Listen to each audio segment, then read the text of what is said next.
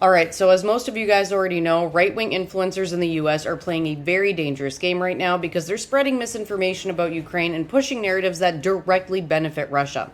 So we have figures like Joe Rogan and Tucker Carlson and Patrick Bet-David, who all use their massive platforms to repeat Kremlin talking points.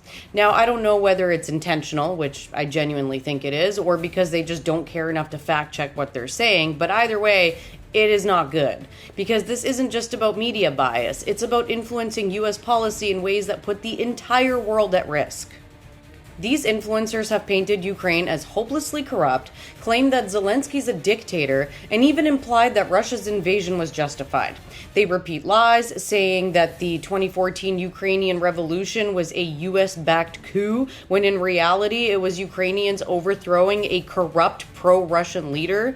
They also push false claims that the US is endlessly funding Ukraine while ignoring the fact that Europe has provided far more aid overall. Joe Rogan in particular has embraced an isolationist stance, repeatedly questioning why the US should help Ukraine. He even admitted to rejecting an offer to have Zelensky on his show to explain Ukraine's side. Instead, him and others just give platforms to Putin sympathizers like Oliver Stone and Elon Musk, who spread disinformation about Ukraine being a terrorist state. So now I want to talk about why this is so dangerous for the entire world at large.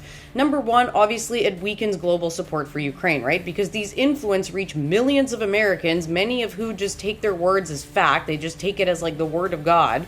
And by constantly questioning aid to Ukraine, they're making it politically difficult for US to continue to support Kyiv. And if Ukraine loses, it's not going to stop there, guys, because Russia's just going to see it as an invitation to just keep going and keep expanding, and it's going to threaten NATO countries, and it's going to spark a global conflict.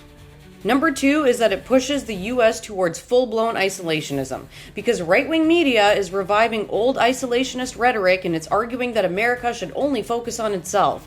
And this is the same thinking that delayed the US entry into World War II, and it allowed Mustache Man to gain more ground. So if the US turns its back on Ukraine, it sends a very clear message to other authoritarian regimes like China or, Russia or North Korea, that aggression just goes unpunished.